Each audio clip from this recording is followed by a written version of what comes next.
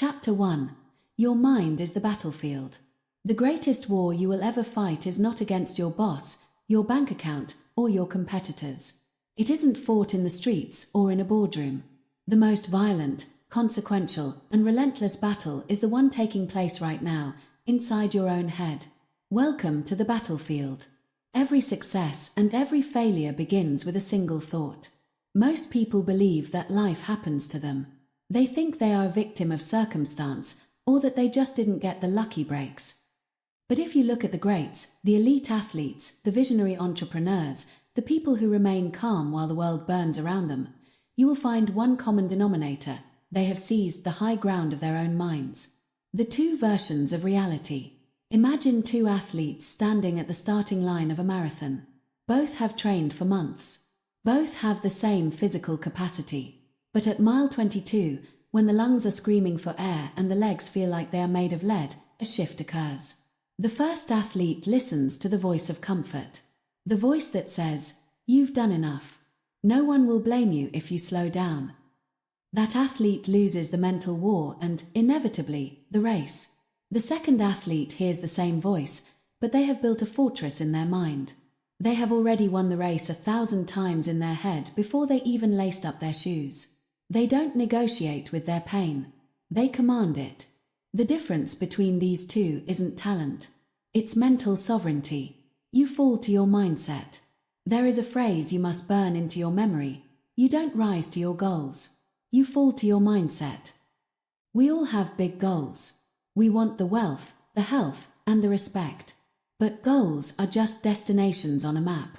Your mindset is the vehicle. If your vehicle has no engine, the map is useless. When pressure is applied, when life gets hard, when the money runs low, when people doubt you, you will not rise to the occasion. You will sink to the level of your mental training. If your mind is weak, your life will be a series of retreats. If your mind is disciplined, your life will be a series of conquests. The autopilot trap. Most people are living on autopilot. They wake up and immediately react to the world. They check their phone, reacting to emails. They scroll through social media, reacting to other people's lives. They go to work, reacting to their environment. By 10 a.m., they have already surrendered their mental power. They are letting their emotions decide their actions. If they feel tired, they skip the gym. If they feel stressed, they eat junk food. If they feel annoyed, they snap at their family. This is not living. This is being a passenger in your own body. Control is the ability to put a space between a stimulus and your response. When someone insults you, that is the stimulus. Your anger is a potential response. If you react immediately, the stimulus owns you. If you can pause, observe the anger, and choose a different path, you have won the battle. The war is constant. The mind is a battlefield that never sleeps. It is a 24/7 engagement. Every time you choose the easy path over the right path, you lose a skirmish. Every time you allow a negative thought to spiral into a belief, you lose territory. But here is the good news. Territory can be retaken. To control your mind, you must first acknowledge that you are at war. You cannot fix a problem you refuse to see. You must stop being a spectator of your own thoughts and start being the commander. You must realize that your mind is either your greatest ally or your worst enemy. It is a loyal servant, but a cruel master. If you do not give your mind a mission, it will find one for you. And usually, that mission is survival, comfort, and fear. Chapter 1 Key Takeaway. Success is not a result of what you do. It is a result of how you think about what you do. The external world is a mirror of your internal state. If you want to change your life, you must first change the way you manage the battlefield between your ears. Repeat this to yourself. My mind is my domain. I do not react, I respond. I do not drift, I lead. Chapter 2. Thoughts become reality faster than you think. There is a common misconception that thoughts are invisible, weightless things that exist only in the ether of our imagination. We are told it's just a thought, as if thoughts have no power. That is a lie. Your thoughts are the blueprints for your life. Every skyscraper you see, every piece of technology in your hand, and every major historical event began as a silent, invisible thought. But more importantly, your current life, your bank account, your fitness level, the quality of your relationships, is the physical manifestation of the thoughts you have been repeating for the last 5 years. In this chapter, we are going to pull back the curtain on the mechanics of the mind to show you exactly how a thought becomes a physical reality. Because once you understand the process, you can no longer claim to be a victim of bad luck. The architecture of belief. Your brain is a highly sophisticated machine designed to prove you right. In psychology, there is a mechanism called the reticular activating system, RAS. Think of the RAS as a filter between your conscious and subconscious mind. It takes your instructions, the things you focus on most, and filters out everything else. If you wake up and tell yourself, it's going to be a hard day, and people are out to get me, yours goes to work. It ignores the person who smiles at you in the hallway. It ignores the green lights on your commute. Instead, it highlights the rude driver, the cold coffee, and the critical email from your boss. At the end of the day, you say, I knew it. I was right. But you weren't right about reality. You were right about the reality you ordered. The thought-action loop. How does a thought become a physical result? It follows a relentless loop. The thought, you have a recurring idea, e.g., I'm not a leader. The emotion, that thought creates a feeling, e.g., insecurity or fear. The action, because you feel insecure, you stay quiet in meetings. You don't take risks. You shrink back. The result, because you didn't speak up, you are passed over for a promotion. The reinforcement, you see the result and think, see? I told you I wasn't a leader. The cycle is now complete. The thought has become a reality. Most people spend their entire lives trapped in these loops, never realizing that they are the ones who started the engine. They think their behavior is a response to their life, when in fact, their life is a response to their behavior, which is fueled by their thoughts. The transformation, from I can't to how can I? Let's look at the real-world example of those who have broken this loop. Consider the story of an entrepreneur who starts with nothing. If they focused on their lack of capital, their lack of connections, and their lack of experience, those thoughts would produce the emotion of defeat. Defeat leads to inaction. Inaction leads to failure. Instead, the successful individual replaces, I can't do this because I have no money, with how can I acquire the resources I need? That simple shift in dialogue changes the brain's chemistry. How can I? Is a command to the brain to find a solution. Suddenly, the RAS begins to notice things it previously ignored: a potential partner, a creative way to save, an online course. What you think every day is what you become. If you think victim, you become a victim. If you think student, you become a master. The speed of manifestation. You might think that changing your life takes years. While the external results might take time to accumulate, the internal reality changes instantly.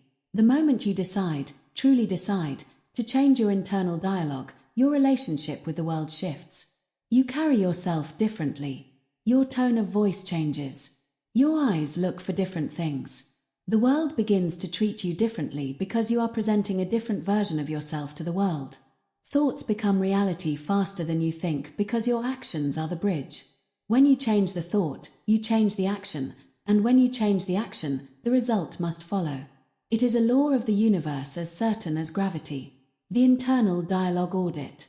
If you want to control your mind, you must become an observer of your own thoughts. For the next 24 hours, I want you to perform a mental audit. Every time you have a thought about yourself or your future, ask, is this thought moving me toward the person I want to become, or is it keeping me where I am? Most of us are our own worst critics. We say things to ourselves that we would never say to a friend. We tell ourselves we're stupid, or lazy, or that we'll never get ahead. Stop. Every time you speak a negative thought, you are placing an order for a negative future. You are telling your brain to build a reality that matches your low opinion of yourself. The power of I am. The two most powerful words in the English language are I am. Whatever you put after those two words will eventually find you. I'm tired. I am broke. I am unlucky. These are not just descriptions, they are commands. To master your mind, you must begin to use these words with intention. Even if your current bank account says otherwise, you must begin to think, I am capable of creating wealth. I am a person of discipline. I am a person who finds a way. This isn't wishful thinking. This is reprogramming the software so the hardware runs differently. Chapter 2 Key Takeaway. Your life is a physical printout of your most frequent thoughts. If you don't like what is on the paper, you don't fight the paper. You change the file on the computer. Repeat this to yourself. What I think every day is what I become. I do not entertain thoughts that make me weak. I only fuel thoughts that make me powerful. Now that you understand how thoughts create your world, we must address the fuel that keeps those thoughts moving when things get difficult. In the next chapter, we will dismantle one of the biggest myths in self-improvement, the idea that you need motivation to succeed.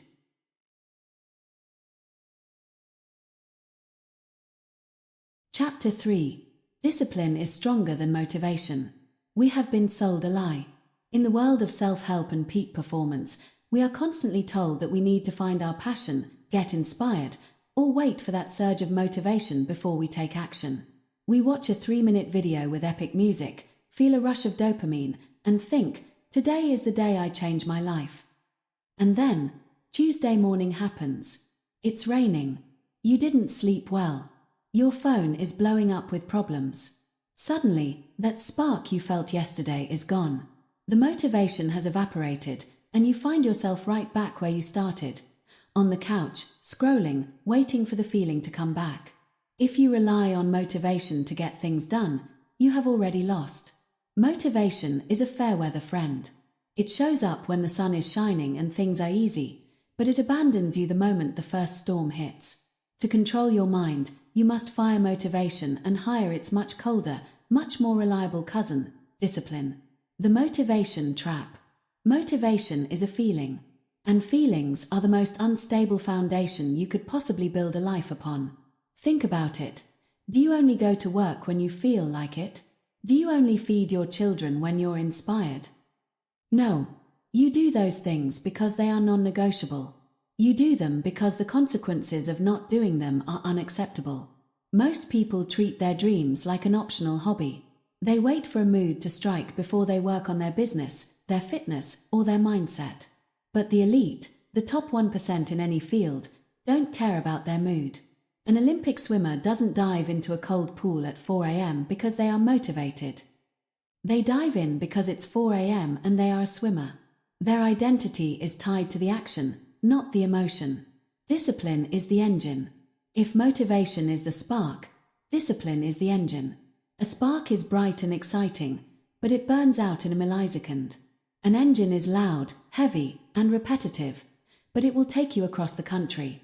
Discipline is the ability to keep a promise you made to yourself long after the mood you said it in has left you. It is the bridge between goals and accomplishment. When you are disciplined, you don't need to ask yourself, do I feel like doing this today? That question is irrelevant. The only question that matters is this what I said I would do? The feelings delusion. We live in a culture that worships feelings. Follow your heart. Do what feels right. Here is the truth that no one wants to hear. Your feelings don't want you to be successful. Your feelings want you to be safe. They want you to stay in bed where it's warm. They want you to eat the sugar because it provides a quick hit of energy. They want you to avoid the difficult conversation because it's uncomfortable. Your feelings are hardwired for survival and comfort, not for greatness. Greatness requires discomfort. It requires you to do things that, quite frankly, you don't want to do. Reinforce this phrase in your mind. Your feelings don't matter. Your actions do. When you stop letting your emotions dictate your movements, you become dangerous. You become a person who cannot be stopped because you have removed the pause button that stops everyone else. If you can work when you're tired, train when you're sore, and lead when you're afraid, you have achieved the ultimate form of mental control. Building the discipline muscle. Discipline is not an inherent trait. You aren't born disciplined. It is a muscle that must be broken down and rebuilt every single day. How do you build it? You start with the small things that you hate. You make your bed the second you get out of it. You take the cold shower when you want the hot one. You put the phone in the other room when you need to focus. You do the 5 extra minutes of work when you want to quit. Every time you do something you don't want to do, you are casting a vote for the disciplined version of yourself. You are training your brain to understand that you are the boss, not your impulses. You are showing your mind that your will is stronger than your biology. The power of routine. The most disciplined people in the world don't actually have more willpower than you. They just have better systems. They have turned discipline into a routine so they don't have to waste mental energy making decisions. If you have to decide every morning whether or not you're going to the gym, you will eventually lose that battle. But if going to the gym is just what you do at 6 a.m., the decision is already made. You've automated your excellence. The mind loves patterns. When you create a disciplined routine, your mind stops fighting you. It stops suggesting the easy way out because it knows that the easy way is no longer an option on the menu. Success is a boring process. People think success is a series of big moments. It's not. Success is the result of 1,000 boring, repetitive, unglamorous choices made when no one was watching. It's the choice to eat the salad instead of the burger for the 50th day in a row. It's the choice to read the book instead of watching Netflix for the 100th night in a row. It's the choice to keep calling leads when everyone has said no. Motivation might get you through the first week, but only discipline will get you through the 3rd year. Chapter 3 Key Takeaway. Stop waiting for the right time or the right feeling. It's never coming. The right time is whenever you decide to move, regardless of how you feel. Your feelings are a compass that often points toward mediocrity. Discipline is the GPS that stays locked on your destination.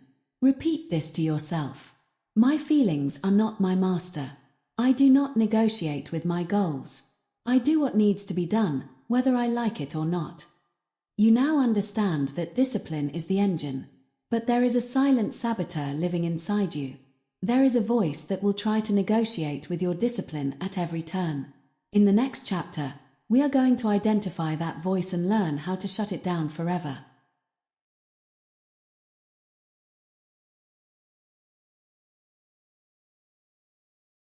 Chapter 4. Stop listening to the weak voice. Inside every human being, there is a duality, a constant, internal tug-of-war between 2 distinct versions of the self. One version is the strong self. This is the person you were meant to be, the one who is disciplined, courageous, and capable of enduring hardship to reach a goal. But then, there is the other version. This is the weak voice.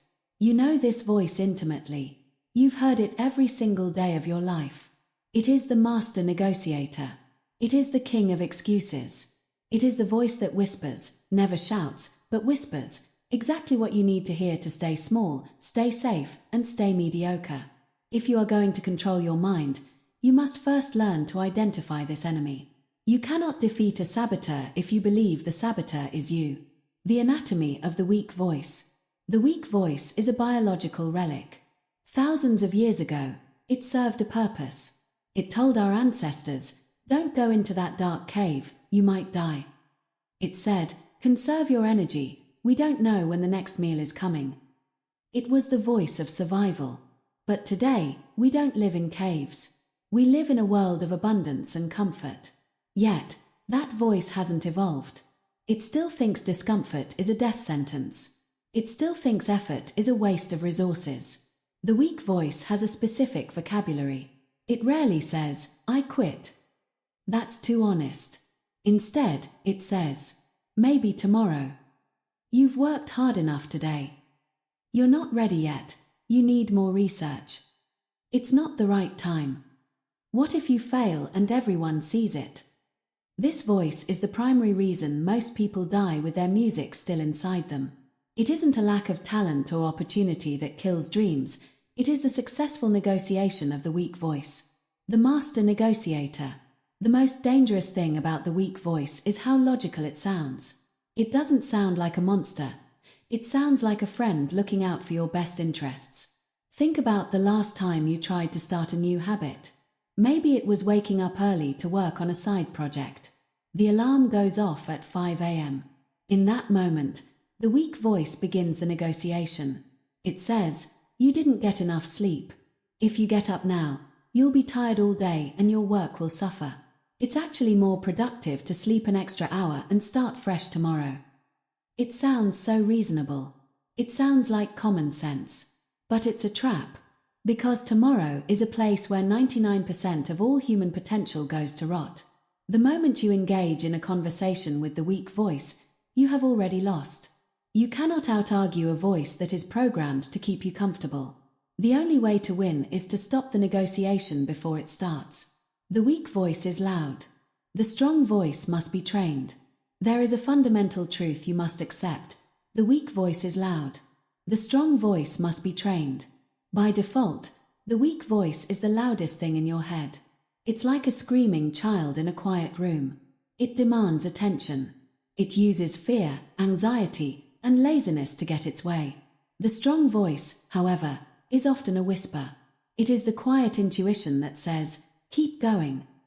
It is the subtle nudge that says, get up. Because it is quiet, most people never hear it. They are too distracted by the noise of their own excuses. To master your mind, you must intentionally turn down the volume on the weak voice and amplify the strong one. This is not a one-time event. It is a daily training regimen. How to silence the saboteur. So, how do you stop listening? You follow 3 rules. Rule 1. Name the voice. When you hear an excuse, don't say, I'm feeling lazy. Say, the weak voice is trying to negotiate. By externalizing the voice, you create a separation. You realize that the thought is not you. It is just a suggestion being offered by a part of your brain that is obsessed with comfort. You are the observer of the thought, not the slave to it. Rule 2. Close the window. There is a 5-second window between the moment you have an impulse to act and the moment the weak voice kicks in to stop you. If you want to go for a run, you have 5 seconds to put on your shoes before the brain starts listing all the reasons why you shouldn't. You must act before the negotiation begins.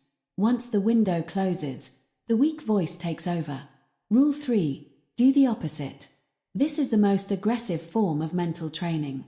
When the weak voice says, stop at 10 representatives, you do 11. When it says, send the email tomorrow, you send it now. When it says, stay in bed, you stand up immediately. You must build a reputation with yourself as someone who does not take orders from the weak voice. The cost of listening. Take a moment to look back at the last 3 years of your life. Think about the projects you didn't start, the relationships you didn't pursue, and the health you didn't reclaim. Now, ask yourself, why? In almost every case, it wasn't because of a lack of ability. It was because you listened to the voice that said, later. You listened to the voice that said, you aren't good enough. That voice has sabotaged your dreams for years. It has kept you in a waiting room for a life that is already passing you by. It is time to stop being a victim of your own internal dialogue. Training the strong voice. The strong voice grows through action. Every time you defy the weak voice, the strong voice gets a little louder. Every time you choose the hard path over the easy path, you are rewiring your brain.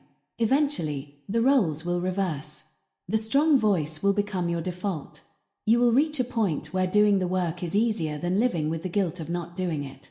But that only happens if you are willing to endure the screaming of the weak voice in the beginning. Chapter 4 Key Takeaway.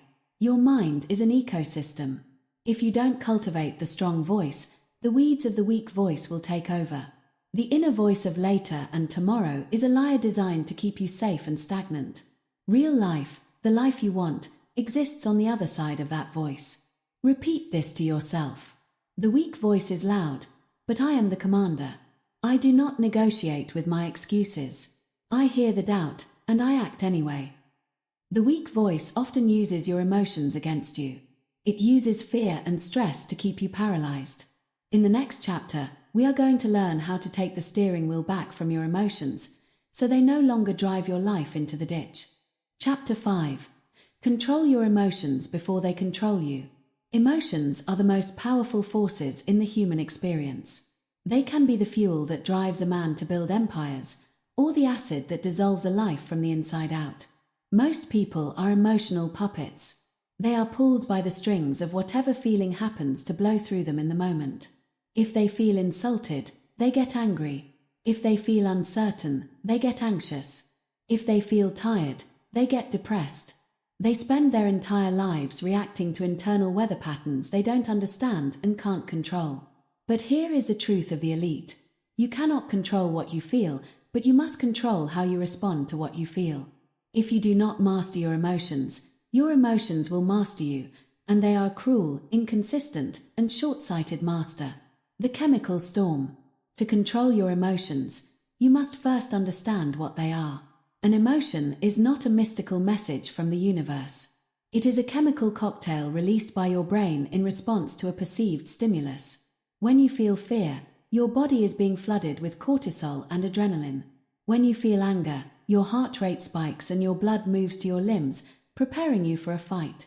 This was useful when we were being hunted by predators. It is incredibly destructive when you are trying to close a business deal, maintain a marriage, or stay focused on a long-term goal. Anger, fear, stress, and doubt are like mental malware. They take up all the processing power of your logical brain, the prefrontal cortex, and hand the controls over to your primitive brain, the amygdala. When the amygdala is in charge, you cannot think long-term. You cannot be strategic. You can only survive. If you are constantly living in a state of emotional reaction, you are living in survival mode. And you cannot build a great life while you are just trying to survive the next 10 minutes. You don't eliminate emotion. You command it. There is a dangerous myth that emotional control means becoming a robot or suppressing your feelings. Suppression is not control, it's a ticking time bomb. If you push anger or stress into a dark corner of your mind without addressing it, it will eventually explode in a way you cannot manage. The goal is not to eliminate emotion. The goal is to command it. Think of your emotions like a high-performance horse. A horse is powerful and fast. If you let the horse go wherever it wants, it will eventually run off a cliff or get lost in the woods. But if you hold the reins, if you provide the direction, that same power can take you exactly where you want to go. Control means acknowledging the feeling without letting it take the steering wheel. It is the ability to say, I feel angry right now. I recognize the heat in my chest and the tension in my jaw. But I am not my anger. I will decide how I speak and act, regardless of this chemical surge. The space between stimulus and response. There is a famous concept often attributed to psychiatrist Viktor Frankl, a man who survived the horrors of the Holocaust by mastering his internal state. The concept is this: between stimulus and response, there is a space. In that space is our power to choose our response. In our response lies our growth and our freedom. The average person has a very small space. Someone cuts them off in traffic, stimulus, and they immediately scream and honk, response. The stimulus and response are glued together. The mastered mind has a massive space. Someone cuts them off in traffic, stimulus, they feel the surge of annoyance, they breathe, they observe the feeling, they decide that their peace of mind is more valuable than a shouting match with a stranger, and they continue their day undisturbed, response. Your level of success in life is directly proportional to the size of the space you can create between what happens to you and how you react to it. The tactical pause. Breathe and choose. How do you build that space? You use a technique called the tactical pause. It consists of 3 simple steps: stop, breathe, and command. 1. Stop. The moment you feel an emotional spike, whether it's the heat of anger, the coldness of fear, or the weight of stress, you must physically and mentally pause. Recognize it immediately. Say to yourself, there it is. That's the emotion. This shifts the activity in your brain from the emotional center back to the logical center. 2. Breathe. Take a box breath. Inhale for 4 seconds, hold for 4 seconds, exhale for 4 seconds, hold for 4 seconds. This isn't just relaxing. It is a biological override. Deep, controlled breathing sends a signal to your nervous system that you are not in immediate physical danger. It lowers your heart rate and clears the chemical fog of the emotion. 3. Command. Ask yourself one question: what is the most effective action I can take right now to reach my long-term goal? Notice the word is effective, not satisfying. Screaming at someone might feel satisfying in the moment, but it is rarely effective. Choosing the response over the reaction is how you win. The 4 saboteurs. To command your mind, you must be on high alert for the 4 primary saboteurs. Anger. It makes you impulsive and destroys your reputation. Anger is usually a mask for pain or fear. Find the root, but never let the mask speak for you. Fear. It makes you stay small. Fear is just false evidence appearing real. It is a ghost. Walk through it, and it disappears. Stress. It narrows your vision. Stress makes you focus on the problem instead of the solution. When stressed, zoom out. Look at the big picture. Doubt. It is the silent killer. Doubt waits until you are tired and then whispers that you aren't enough. Ignore the whisper and look at your track record of survival. Reframing. The power of perspective. One of the fastest ways to control an emotion is to change the story you are telling yourself about the situation. If a friend doesn't text you back, you could tell yourself the story. They are ignoring me. They don't respect me. Result. Anger and sadness. Or, you could tell yourself the story. They are probably overwhelmed with work and I hope they're doing okay. Result. Compassion and peace. The external event is the same. The internal reality is completely different. You are the narrator of your life. If you don't like how you feel, change the story. Chapter 5 Key Takeaway. You are not your emotions. You are the observer of your emotions. You are the sky, and the emotions are just clouds passing through. The weather will change, sometimes it's sunny, sometimes it's a hurricane, but the sky remains unmoved. Repeat this to yourself. I do not eliminate my emotions, I command them. I own the space between stimulus and response. I am the master of my state. Controlling your internal world is half the battle. But you do not live in a vacuum. You live in a world filled with people, media, and environments that are constantly trying to program your mind for you. In the next chapter, we are going to look at how to audit your surroundings to ensure your environment is accelerating your growth, not suffocating it. Chapter 6. Your environment is programming your mind. We like to believe that we are independent thinkers. We like to think that our opinions, our desires, and our fears are entirely our own, generated in the laboratory of our individual souls. But that is a comforting illusion. The truth is that your mind is a biological supercomputer, and your environment is the programmer.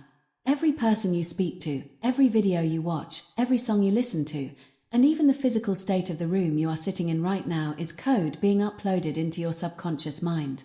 If you are struggling to control your mind while living in a toxic, chaotic, or mediocre environment, you are trying to swim upstream against a waterfall. To master your mind, you must become the architect of your surroundings. The invisible influence. Environment is the invisible hand that shapes human behavior. There is a concept in biology called osmosis, where molecules move from an area of high concentration to low concentration through a membrane.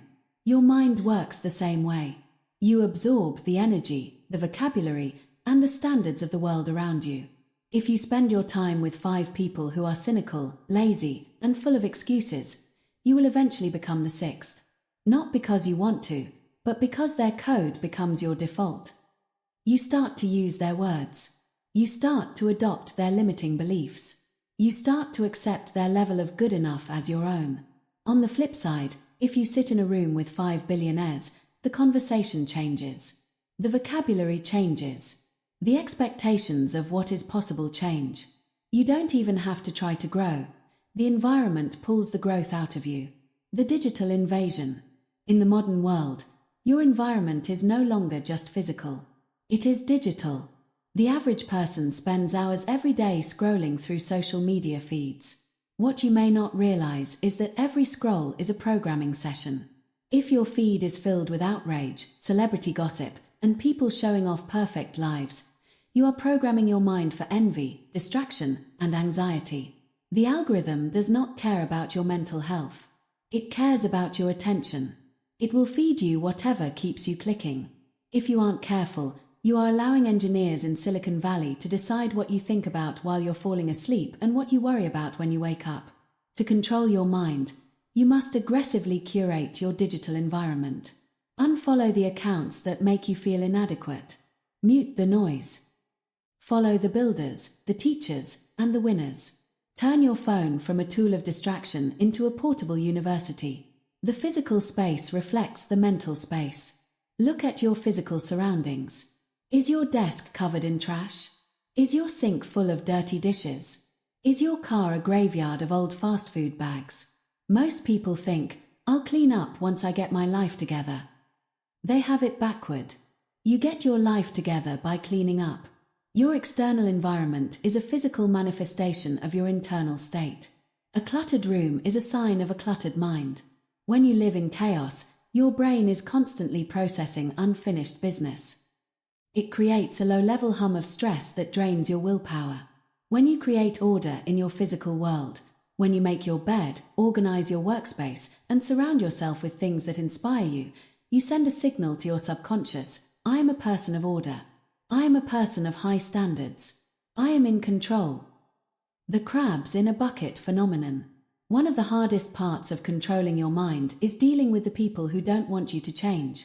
If you put a single crab in a bucket, it can easily climb out. But if you put a dozen crabs in that same bucket, and one tries to climb out, the others will reach up and pull it back down. They don't want it to escape.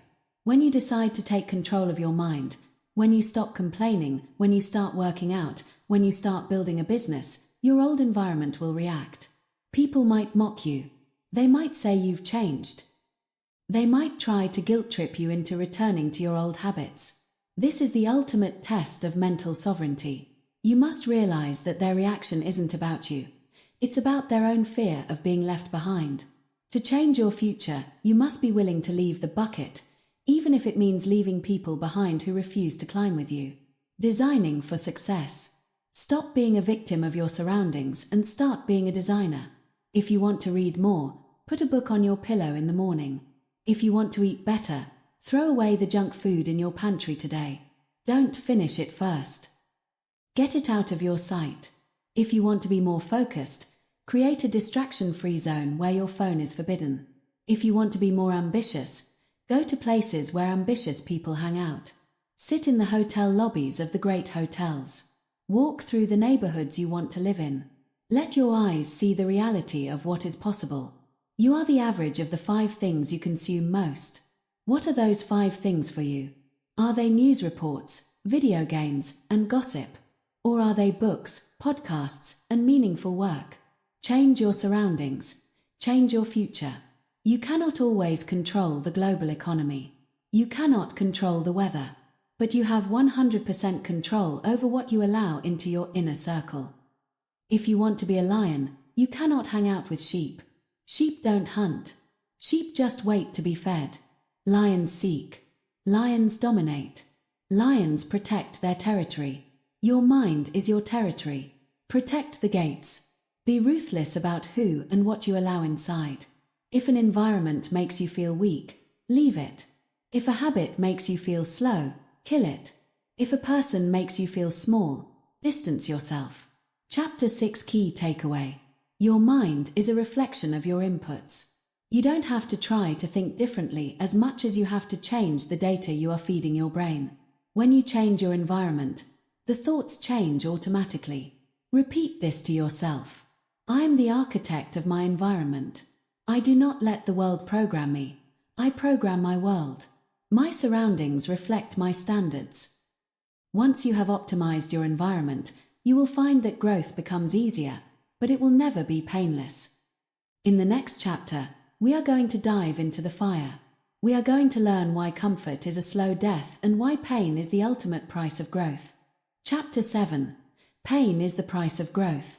We live in the era of the quick fix. We are told we can lose weight without sweating, get rich without working, and find happiness without struggle. Modern society is obsessed with comfort. We have climate-controlled rooms, food delivered to our doors with a thumb swipe, and endless entertainment to numb any hint of boredom or sadness. But here is the cold, hard truth that your mind doesn't want to hear. Comfort is a slow death. Comfort makes you soft. It makes you fragile. It atrophies your willpower until you are unable to handle even the slightest inconvenience. If you want to control your mind, you must stop running from pain and start realizing that pain is the only currency that buys mental strength. There are no shortcuts. There are no hacks. If you want to grow, you have to pay the price in discomfort. The biological necessity of friction. Think about how a muscle grows. You go to the gym and you put that muscle under tension. You literally create microscopic tears in the fiber. It hurts. It's uncomfortable. Your body's first instinct is to stop. But it is only because of those tears, that pain, that the body sends resources to repair the muscle and make it bigger and stronger than before. Your mind works exactly the same way. Mental toughness is a callus on the soul. You don't get a callus by rubbing your hands with silk. You get it by gripping the rough iron. Every time you do something that is difficult, every time you choose the hard conversation over the easy silence, or the extra hour of study over the extra hour of sleep, you are creating mental friction. That friction is where the growth happens. The Navy SEAL and the 40% rule. Look at the elite warriors of the world, like the Navy SEALs. During Hell Week, they are pushed to the absolute brink of human endurance. They are sleep-deprived, cold, wet, and physically broken. Why? It isn't just to see if they are fit. It is to find the weak voice we talked about in Chapter 4 and kill it. There is a concept called the 40% rule. It states that when your mind tells you that you are finished, when you feel like you can't take one more step, one more minute of stress, or one more day of struggle, you are actually only at about 40% of your true capacity. The other 60% is locked behind a pain gate. Most people hit that gate and turn around. The 1%, the masters of their minds, see that gate and keep moving. They know that on the other side of that suffering is a version of themselves that the average person will never meet. Reframing discomfort. To master your mind, you must change your relationship with pain. Most people see pain as a signal to stop. They think, this is hard, so something must be wrong. The disciplined mind sees pain as a signal of progress. They think, this is hard, which means I am finally doing something worth doing. When you feel the burn of a workout, the frustration of a complex problem, or the anxiety of a new venture, don't shrink from it. Lean into it. Say to yourself, this is the feeling of my old self dying. You cannot become the person you want to be while holding on to the person you are right now. The old you has to be burned away in the fire of effort. That burning sensation. That's the pain of growth. The danger of the easy life. We often pray for things to get easier. We wish for more money so we have fewer problems. We wish for more talent so we don't have to work as hard. This is a mistake. A life without struggle is a life without strength. Look at the children of the ultra-wealthy who never have to work for a single thing. Often, they are the most miserable, fragile, and lost individuals you will ever meet. Why? Because they never had to develop the mental musculature that comes from overcoming obstacles. Don't pray for an easy life. Pray for the strength to endure a difficult one. Because the person who has survived the storm is always more powerful than the person who stayed inside and waited for the sun. Seek the hard path. If you have two choices, and one is easy and the other is hard, choose the hard one. Take the stairs instead of the elevator. Take the cold shower instead of the hot one. Read the difficult book instead of watching the mindless show. Address the problem head-on instead of procrastinating. When you consistently choose the hard path, you are training your mind to be comfortable with being uncomfortable. You are removing the fear of the struggle. Once you are no longer afraid of the struggle, you are truly free. Nothing can stop a person who is willing to suffer for their vision. Struggle makes you strong. History is not written by people who were comfortable. It is written by those who grew through suffering.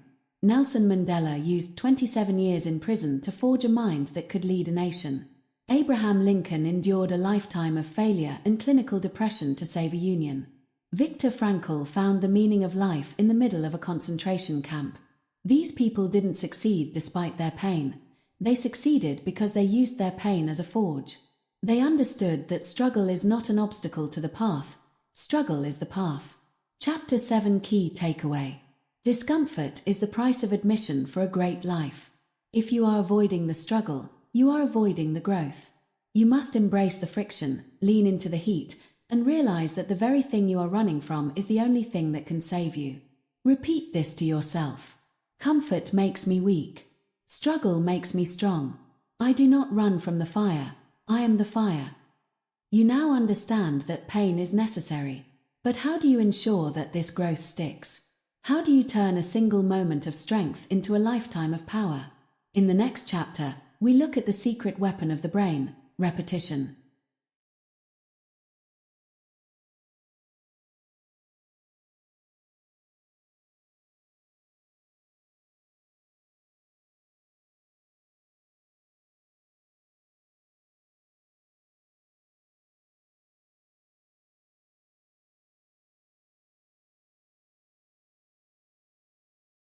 Chapter 8. Repetition builds mental power. You have heard the saying, practice makes perfect. But that is only half the truth. The reality is that repetition creates identity. Most people think that greatness is a singular event.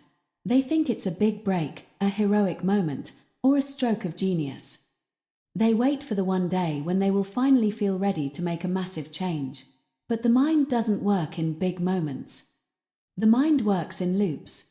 Your brain is a machine built for efficiency. It is constantly looking for ways to save energy. Every time you repeat a thought or an action, your brain builds a neural pathway, a physical road in your grey matter, to make it easier to do that same thing again tomorrow. If you want to control your mind, you must understand that your life is simply the sum total of your repetitions.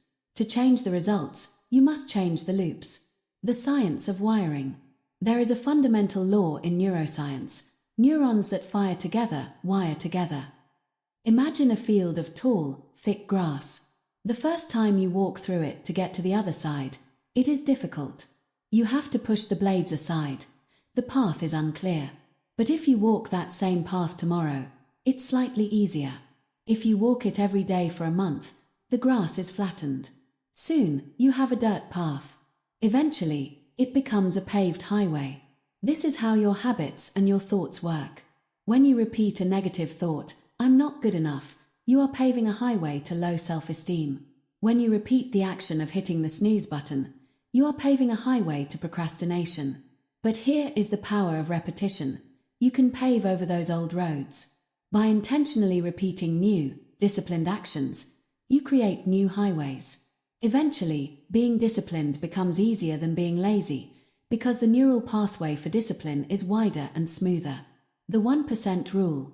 We often overestimate what we can do in a day and underestimate what we can do in a year. We try to change everything at once. We go from 0 exercise to 2 hours a day. We go from eating junk to a strict diet. And within 3 days, we quit. Why? Because the brain hates sudden, massive change. It views it as a threat to its equilibrium.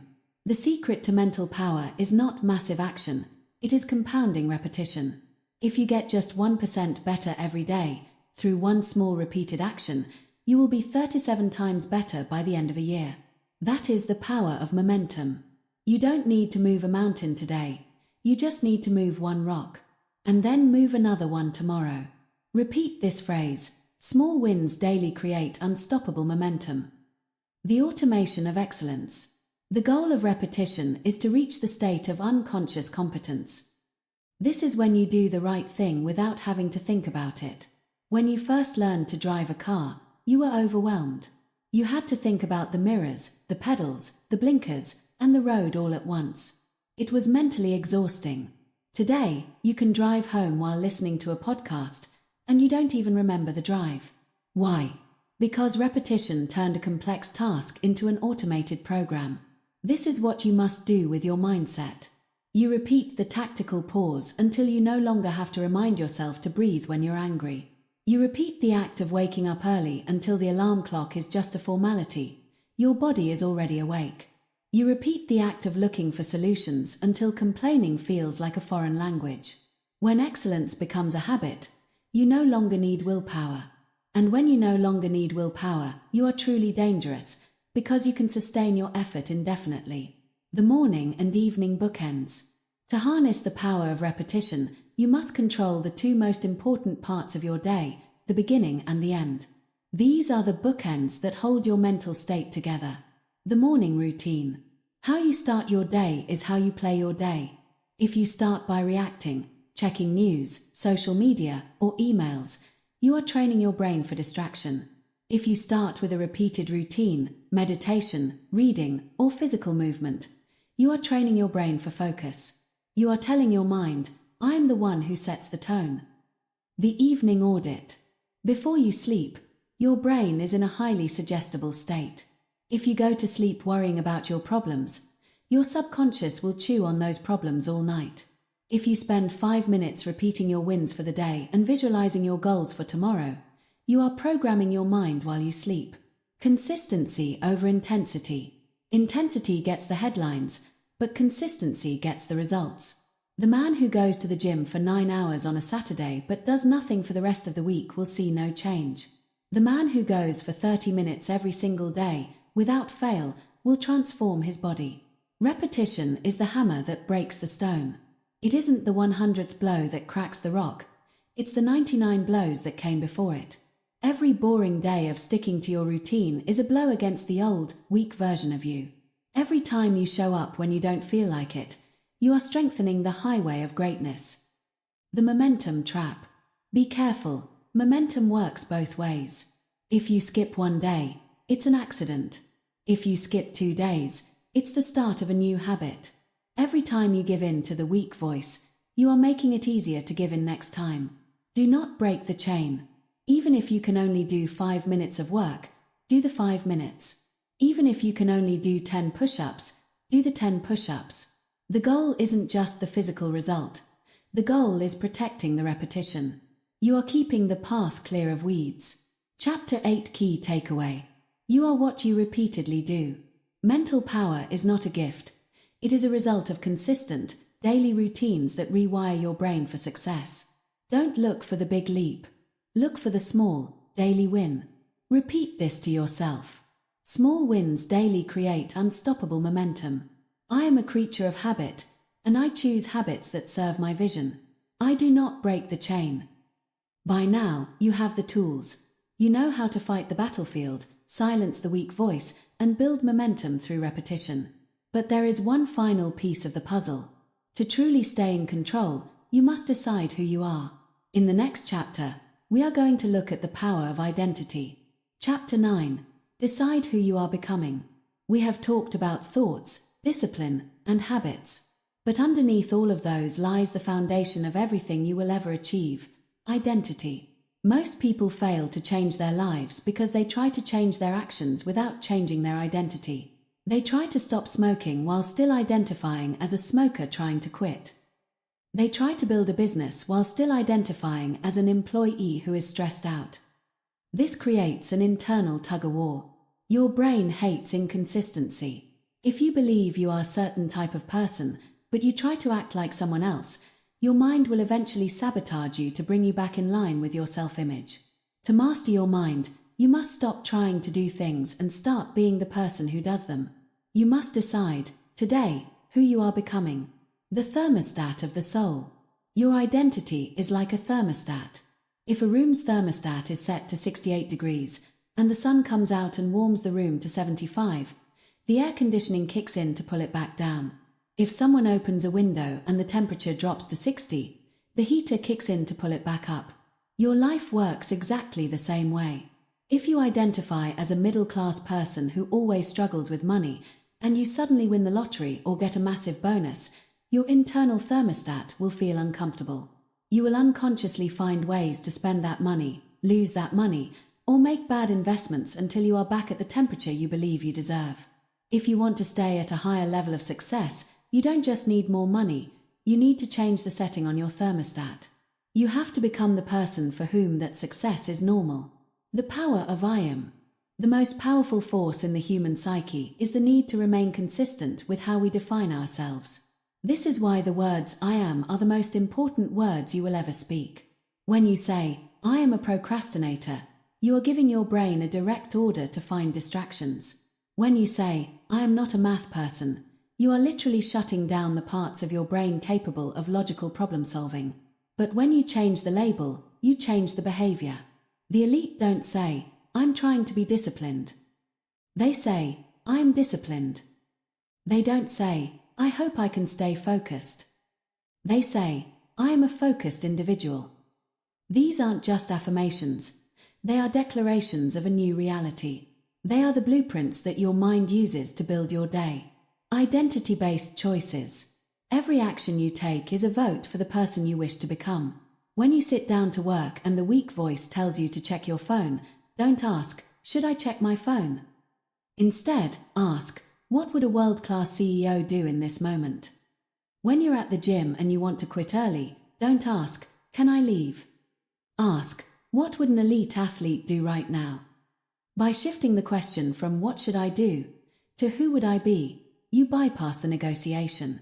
You aren't choosing to work hard. You are simply acting in alignment with your new identity.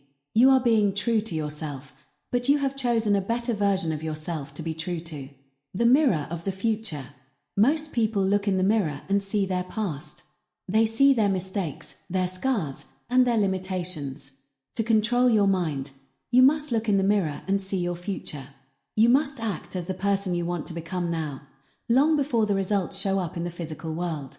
If you want to be a leader, you must start leading today. You must walk like a leader, speak with the clarity of a leader, and make decisions with the decisiveness of a leader. You don't wait for the title to act like the person. You act like the person, and the title eventually finds you because it has no other choice. The death of the old self. Deciding who you are becoming requires the courage to let go of who you used to be. This is where most people get stuck. They are comfortable in their misery. They are familiar with their victim identity. It gives them an excuse for why they haven't succeeded. It gives them a community of other victims to complain with.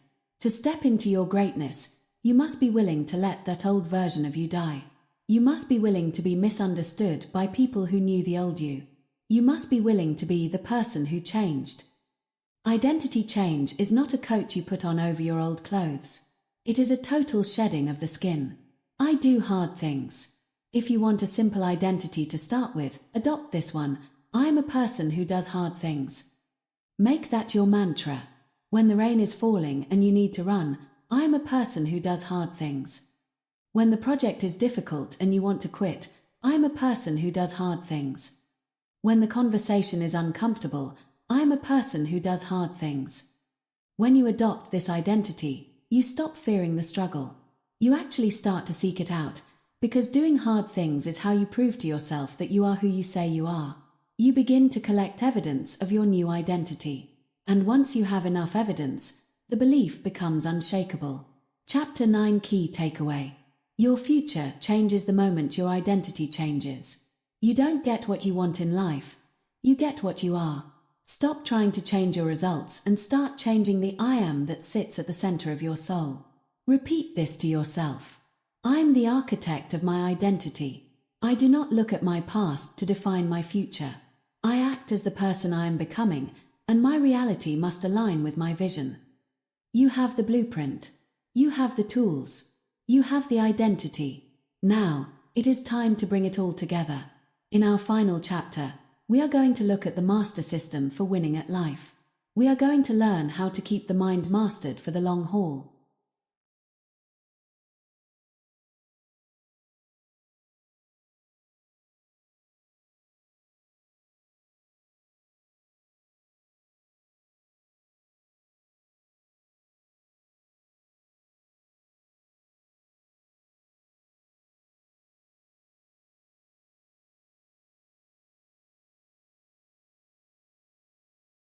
Chapter 10. Master the mind and win at life. You have traveled through the trenches of the mental battlefield. You have dismantled the weak voice, seized the reins of your emotions, and redesigned your environment.